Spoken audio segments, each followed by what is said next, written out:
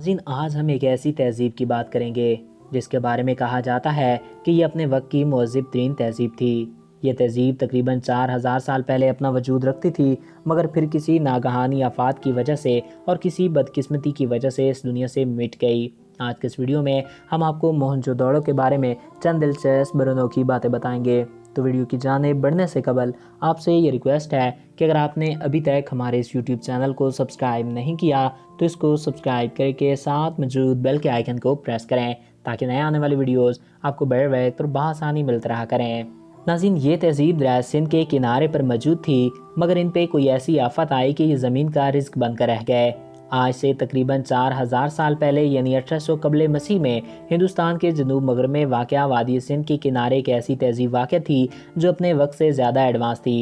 यह तहज़ीब पाकिस्तान में वादी सिंध के शहरों हड़प्पा, मोहनजोदड़ो और कोटनीजी से लेकर इंडिया में घाघरा हाकड़ा दरिया की वादी में काली भंगन और खुसार तक फैली होती थी।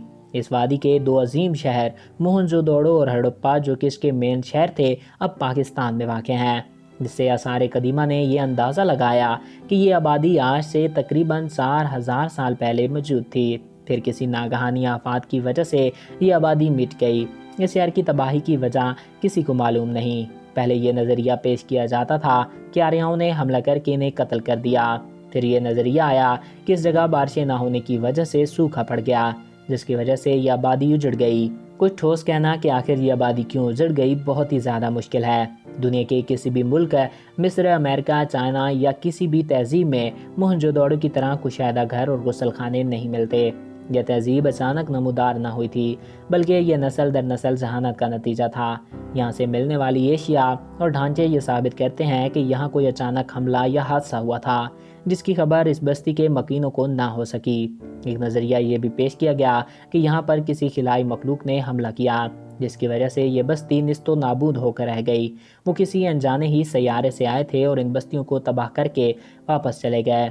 एक और दिलचस्प नज़रिया ये भी पेश किया गया कि यहाँ तबाही किसी एटमी हमले की वजह से हुई थी, जिसके हक में वो ये दलील देते हैं कि यहाँ से बरामद होने वाली बहुत सी चट्टानों की मौजूदा साख्त ये बताती है कि मुमकिन तौर पर यहाँ कभी एटमी हमले हुए थे। बाज़ खोपड़ियों पे एटमी ताबकारी के निशानात वाज़े पाए गए हैं। इस हवाले से हिंदुस्तान की मशहूर किताब महाभारत, जो करीब करीब इसी दौर में लिखी गई, यही गवाही देती है कि मोहनजोदड़ो से एक ऐसा धुआं उठा जिसने पल भर में इस शहर को राख के ढेर में तब्दील कर दिया। तो नाज़रीन, आप इसके बारे में क्या राय रखते हैं, हमें कमेंट्स बॉक्स में ज़रूर आगाह कीजिएगा। मैं उम्मीद करता हूँ आपको हमारा ये वीडियो पसंद आया होगा और आपकी मालूमात में इजाफ़ा हुआ होगा। अगर आपको हमारा ये वीडियो पसंद आया और आपकी मालूमात में इजाफ़ा हुआ है तो हमारे इस यूट्यूब चैनल को सब्सक्राइब करें और साथ मौजूद बेल के आइकन को प्रेस करें।